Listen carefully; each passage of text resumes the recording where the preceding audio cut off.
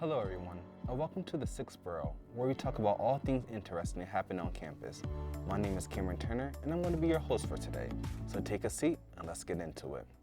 Who says online classes have to be dull? Not Dr. Grabowski, that's for sure. Dr. Michael Grabowski, the current chair of the Communications Department here at Manhattan College, who is also professor for our Advanced Television Production course, has taken it into his own hands to make his virtual lectures and assignments as interesting as possible. What would you want to be known for on Earth?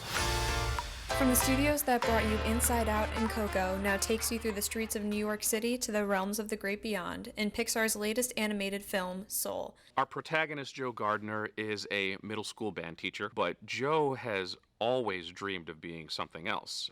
And since he was very young, Joe always wanted to be a professional jazz musician. You could say that jazz music is the dream that Joe's been pursuing on nights and weekends his entire adult life. Jamie Foxx plays Joe Gardner. I think you couldn't find more perfect casting.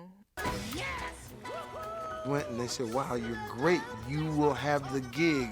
Finally, your life will be right. He runs out the door like everything is great. And as soon as he runs out the door, he falls into a manhole and his whole life and afterlife changes. So we have this situation where we have a soul who doesn't want to die being stuck with a soul who doesn't want to live.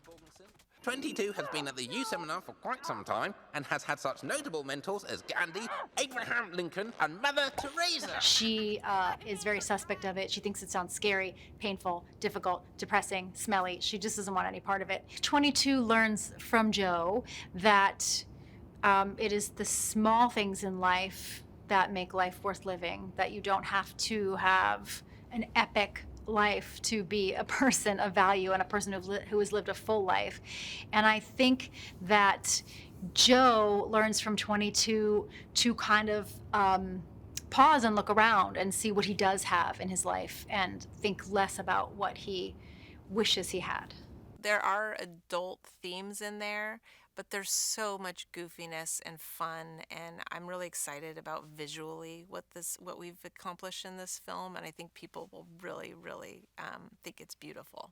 So what do you want to be remembered for? Now available on Disney+.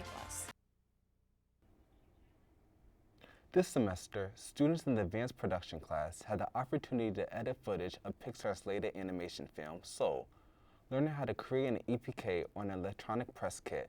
An EPK typically consists of interviews with the cast, crew, and crew reviews, promotional clips, as well as an explanation of the plot at hand. The one you are currently watching was actually edited by a student in the class, senior communications major Megan Higgins. Speaking of keeping classes interesting, we have an interview with senior communications major Cameron Holly on her experience with being an out-of-state student living on the Manhattan College campus during these unprecedented times.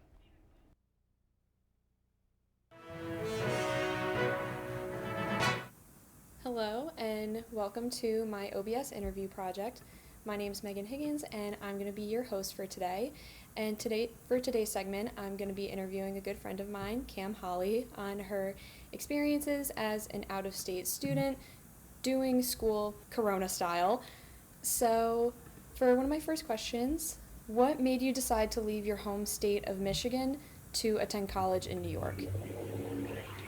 So I decided to leave Michigan and come to New York because I knew I wanted to work in media production and entertainment, and New York City is pretty much the hub for that, and I knew I wouldn't be able to do as much in terms of internships and actively learning as I could home. And what is your semester looking like at the moment? Are you fully remote? Are you hybrid? So I'm pretty much hybrid. I have 2 classes where we meet in person and 2 that are completely remote.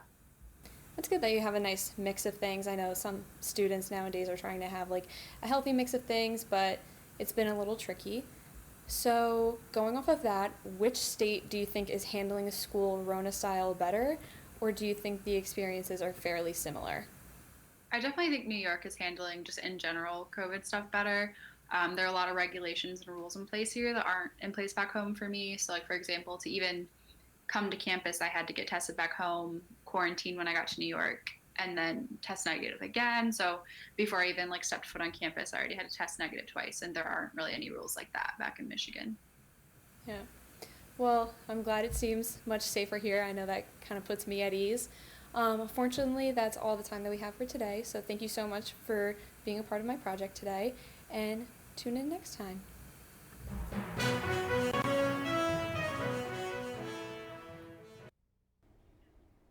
Hopefully, COVID attitudes shift soon and more people start to maintain community safety guidelines. But until then, make sure to keep wearing your mask, social distance, and check out your vaccination eligibility. Last but certainly not least, The Triangle is back. We sat down with current editor-in-chief Anna Woods to hear more about the release of the latest copy of The Triangle, the joke copy of The Quad.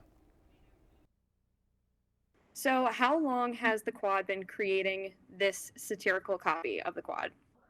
I think it was started in the 80s by a couple Quad members who I actually got to meet, who's my neighbor, and he worked on the Quad and he started the Triangle, and they just wanted something fun and light to do. And ever since then, we've been publishing it almost every year, with the exception of last year because of COVID, around April Fool's Day.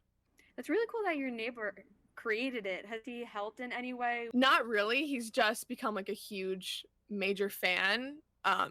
And since I've known him my entire life, it's been great to, connect with him further. Like, he's given me old Quad documents, like the budget from the 80s, which was so interesting to read. So he hasn't really helped as much as he could be helping, but who knows, maybe next semester. So I was just wondering, what's the creative decision-making process like for the Triangle? So it's kind of the same process where with the weeks leading to the Triangle being published, we'll start thinking of ideas this year. Because we're all online and the Quad's been fully virtual, we created a Google Doc, and then people started just typing different ideas. I know personally, I have always had like a bank of different Triangle ideas on my phone, and I know a lot of other people have too. If there's something funny that happens over the summer, we'll know, we'll save that for the Triangle, which has been great. And a lot of people, had stuff from last year that they wanted to use. One thing that I really wanted to do was include as many class of 2020 graduates that I could, because they weren't able to contribute last year as their last Triangle. So we got one person who had graduated got to write another article, which was awesome. We get more involved the closer we get to it. So like the 2 meetings prior, we would do open pitch and talk about the Triangle, some ideas.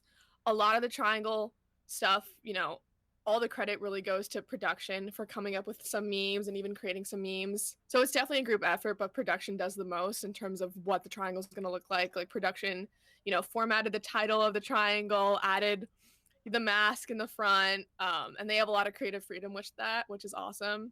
And it really turned out awesome. My last question, is there anything else about the Triangle that you would like to mention or that students may not know? I think the Quad has some of the funniest people on campus, and the Triangle really reflected that. And yeah, our staff worked so hard for this. And the thing with the Triangle is that we're publishing a regular issue on top of the Triangle too. So it's double the work for our editors, double the work for production. We never want to publish the Triangle online just because we don't have a satirical section on our website. So we'd never want someone to think it was a real article.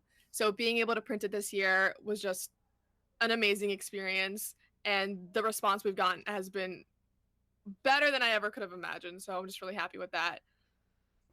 If you're remote, don't worry, as the Quadrangle has the link to the virtual version of their papers posted in a link in their Instagram bio. Check out the Quadrangle at MC_quad to see more. So it seems that is all that we have time for today. It was such a pleasure serving as your host today, and I will see you again for our next episode next week.